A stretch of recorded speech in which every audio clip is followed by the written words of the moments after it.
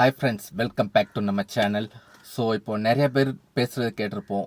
Car வாங்குறது matter இல்லை, but அது மெயின்டெனன்ஸ் பண்ணுறது தான் ரொம்ப கஷ்டம் அப்படின்னு சொல்ல கேட்டிருப்போம். ஸோ இது நான் பழைய கார் வாங்குறதுக்கு இல்லை, ஸோ புது கார் இப்போ ஒரு 10 லட்ச ரூபாய்க்கு வாங்குறீங்க அப்படின்னா எவ்வளோ மெயின்டெனன்ஸ் வரும். நான் அதுவும் மட்டும் இல்லாமல் பார்த்தீங்கன்னா நான் பெட்ரோல் கார் பற்றி சொல்லிகிட்டு இருக்கேன். ஸோ இப்போ 10 லட்ச ரூபா, ஏன்னா இப்போ டீசல் கார்லாம் நிறையா ஸ்டாப் பண்ண ஆரம்பிச்சிட்டாங்க. ஸோ இப்போ 10 லட்ச ரூபாய்க்கு ஒரு கார் வாங்குகிறோம் அப்படின்னா வாங்கின ஒரு 1000 கிலோமீட்டர் ஓடின உடனே ஒரு ஜென்ரல் செக்கப்புக்கு காரை கொண்டு வர சொல்லுவாங்க. அதான் ஃபஸ்ட் சர்வீஸ். ஸோ அதுக்கு பார்த்தீங்கன்னா ஒரு 1000 ரூபாய்க்கு உள்ளே தான் சார்ஜ் ஆகும். ஜஸ்ட்டு எதுவுமே ஃபுல்லாக செக் பண்ணுவாங்க, அவ்வளோதான். பட் எந்த ஸ்பேர் நம்மளுக்கு கண்டிப்பாக மாற்ற மாட்டாங்க. ஸோ எதுக்கு அந்த 1000ரூவான்னு பார்த்தீங்கன்னா ஜஸ்ட் வாட்டர் சர்வீஸ் பண்ணி க்ளீன் பண்ணி தருவாங்க. அடிஷ்னல் ஏதாவது ஒன்று லேபர் சார்ஜ் அந்த மாதிரி ஏதாவது ஒன்று போடுவாங்க, அவ்வளோதான். ஸோ ஒரு 1000ரூபாய்க்கு உள்ளே தான் ஃபஸ்ட் சர்வீஸ் வரும். நெக்ஸ்ட்டு பார்த்தீங்கன்னா ஒரு 10,000 கிலோமீட்டர் ஓடினதுக்கு அப்புறம் செகண்ட் சர்வீஸ் விடுவோம். அதில் பார்த்தீங்கன்னா நிறைய பேர் செகண்ட் சர்வீஸில் ஷோரூமில் கேட்குறதில்ல, என்னென்ன எனக்கு பண்ண போகிறீங்க அப்படின்னு கேட்குறதில்ல. ஜஸ்ட்டு எவ்வளோன்னு கேட்போம். ஒரு 4500 அப்படின்னா கொடுத்துட்டு வந்துடுவோம். ஸோ அவங்க அந்த ஏர் ஃபில்ட்ரு, அப்புறம் ஆயில், கூலண்டு, ஸோ எல்லாமே மாற்றி, கூலண்ட் மாற்ற மாட்டாங்க, ஆயில் ஃபில்ட்ரு, ஸோ எல்லாமே மாற்றி என்னென்ன மாற்றணுமோ மாற்றி நம்ம கையில் தந்துடுவாங்க. பட் என்னென்னா பெஸ்ட்டு என்னென்னா அவங்க செகண்ட் சர்வீஸ் நம்ம விடுறப்ப ஒரு கோட்டு கேட்டுக்கலாம், என்னென்ன பண்ண போகிறீங்க அப்படின்ட்டு. ஸோ அதில் 90% நீங்கள் சூஸ் பண்ணுங்கள். பட் ஒரு சில காரியங்கள் தேவையில்லாத அவங்க இன்க்ளூட் பண்ணியிருப்பாங்க.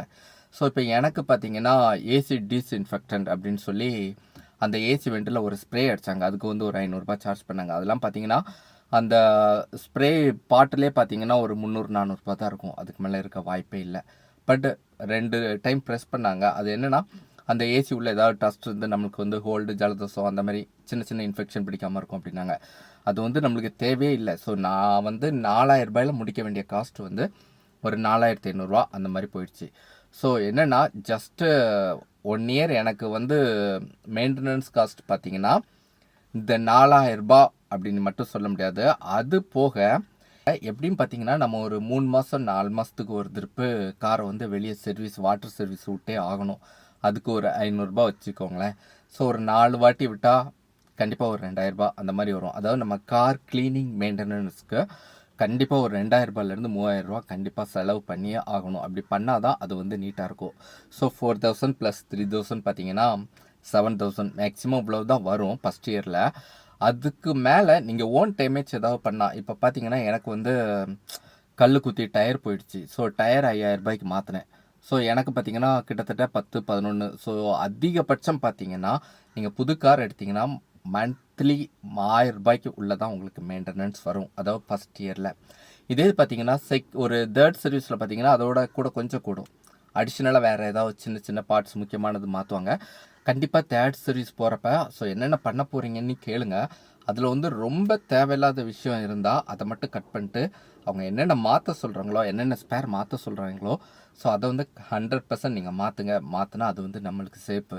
ஒரு சிலர் செகண்ட் சர்வீஸில் என்ன பண்ணுவாங்க, எனக்கு வீல் அலைன்மெண்ட் தேவையில்லை, வீல் பேலன்சிங் தேவையில்லை, எல்லாமே நல்லா இருக்குது அப்படின்னு தான் சொல்லுவாங்க. பட் என்னென்னா 100% அதெல்லாம் தேவை. வீல் அலைன்மெண்ட் பேலன்ஸ் தான் நம்மளோட டயரோட லைஃபை பார்த்திங்கன்னா மெயின்டைன் பண்ணும். அப்படி இல்லை ஒன் சைடாக தெரியும், இந்த மாதிரி ஏகப்பட்ட ப்ராப்ளம் இருக்குது. ஸோ கம்பெனியில் நான் சொன்னல அந்த ஏசி டிஸ்இன்ஃபெக்டன்ட் இந்த மாதிரி தேவையில்லாத ஒரு விஷயங்களை மட்டும் அவாய்ட் பண்ணிவிட்டு மீதி என்னென்ன கொடுக்காங்களோ தயவுசெய்து அதெல்லாம் பண்ணிங்கன்னா நம்ம காருக்கு சேஃபு. நெக்ஸ்ட்டு இன்னொரு முக்கியமான விஷயம் என்னென்னா, எனக்கு 1 இயரில் உள்ள மெயின்டெனன்ஸ் காஸ்ட் 7000 அப்படின்னு சொல்லியிருந்தேன். இதுக்கப்புறம் இன்னொரு முக்கியமான விஷயம் இருக்குது. என்னென்னு பார்த்தீங்கன்னா, இந்த 1 இயருக்கு அப்புறம் நம்ம போட்ட இன்சூரன்ஸில் அந்த பம்பர் டு பம்பர் இன்சூரன்ஸ் அப்படிமோ, அதாவது காம்ப்ரிஹென்சிவ் இன்சூரன்ஸ் அப்படிமோ, அந்த இன்சூரன்ஸ் நம்மளுக்கு முடிஞ்சிடும். அதாவது தேர்ட் பார்ட்டி 3 வருஷம் இல்லை 5 வருஷம் போட்டிருப்போம், அது இருக்கும். பட் இந்த பம்பர் டு பம்பர் இன்சூரன்ஸ் கண்டிப்பாக முடிஞ்சிடும். ஸோ அது 100% நம்மளுக்கு சேஃப் அப்படின்னு தான் சொல்லுவேன் இன்சூரன்ஸ் ஸோ அது பார்த்திங்கன்னா நம்ம புதுசாக கார் போடுறப்ப ஒரு 35,000-40,000 அந்த மாதிரி இன்சூரன்ஸ் சார்ஜ் பண்ணியிருப்பாங்க. பட் அது 1 இயர் முடிஞ்சதுக்கு அப்புறம் பார்த்தீங்கன்னா ஒரு 13,000 அந்த மாதிரி ரேஞ்ச் வரும். ஸோ ஒரு 13,000 வச்சுக்கோங்களேன். ஸோ ஃபஸ்ட்டு நான் ஒரு ஃபஸ்ட் இயரில் ஒரு 7,000 சொல்லியிருந்தேன், அடுத்து ஒரு 13. ஸோ பார்த்தீங்கன்னா கிட்டத்தட்ட 20,000 ஆச்சு. ஸோ நம்ம மந்த்லி எடுத்து வைக்க வேண்டிய காஸ்ட் எவ்வளோன்னு பார்த்தோம்னா, ஃபஸ்ட் இயரில் மட்டும் மாதம் 2,000 நம்ம காருக்கு மெயின்டெனன்ஸ்க்கு எடுத்து வச்சே ஆகணும். அதாவது அத்தியாவசிய நீடுக்கு ஓவரால் கிளீனிங், கார் வாஷ் எல்லாமே இன்க்ளூடிங் 100% மாதம் 2,000 எடுத்து வச்சா அது நம்மளுக்கு கார் ஒரு 5 வருஷம் ஆனாலும் அது வந்து புது கார் மாதிரியே இருக்கும். ப்ளஸ் நம்மளுக்கு வந்து 100% சேஃபு.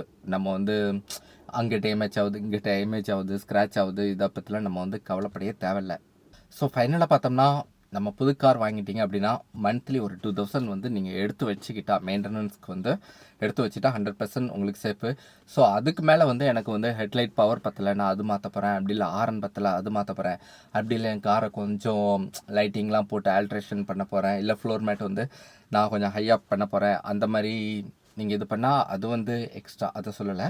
பட் பேசிக்காக பண்ண வேண்டியது, ஸோ 10 லட்ச ரூபாய்க்கு நீங்கள் கார் வாங்கினீங்கன்னா உங்களுக்கு மந்த்லி 2000 வந்து கம்பல்சரி நீங்கள் எடுத்து வச்சே ஆகணும். அப்படி தான் உங்கள் காருக்கு வந்து அது சேஃப்டி மட்டும் இல்லை, ஒரு நல்ல மெயின்டெனன்ஸ் அப்படின்னு கூட நான் சொல்லுவேன்.